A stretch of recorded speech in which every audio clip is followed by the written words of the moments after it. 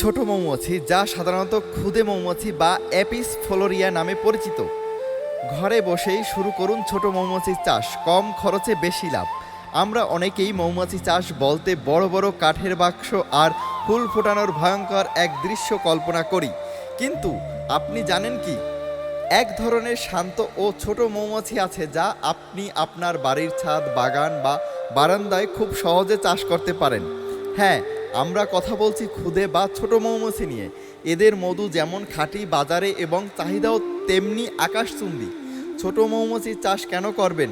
শান্ত স্বভাব, এরা সাধারণত কামড়ায় না বা হুল ফোটায় না, তাই বাড়ির ছোট বড় সবাই মিলে এদের যত্ন নেওয়া সম্ভব। কম খরচ, কম জায়গা, বড় কোনো খামারের প্রয়োজন নেই। আপনারা বাড়ির ছাদ বা বাগানে একটা ছোট্ট কোণাই যথেষ্ট।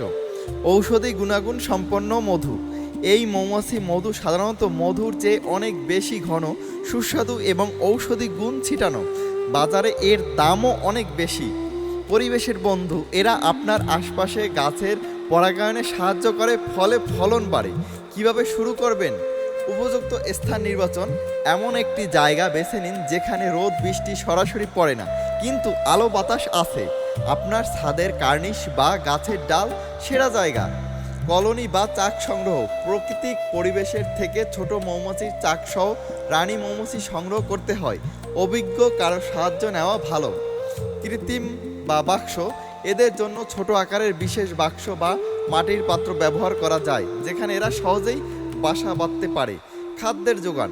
আপনার বাসার আশেপাশে যেন পর্যাপ্ত ফুল গাছ থাকে, যেমন সরিষা, ধনে, লিচু বা বিভিন্ন ফুল, যা থেকে তারা মধু সংগ্রহ করতে পারে। মধু সংগ্রহ ও আয়। বছরে সাধারণত 2 থেকে 3 বার এই চাক থেকে মধু সংগ্রহ করা যায়।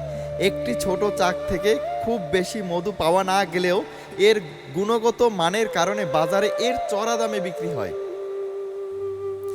যদি আপনাদের ভিডিওটি ভালো লেগে থাকে তাহলে অবশ্যই লাইক, কমেন্ট, শেয়ার করে পাশে থাকবেন। ধন্যবাদ।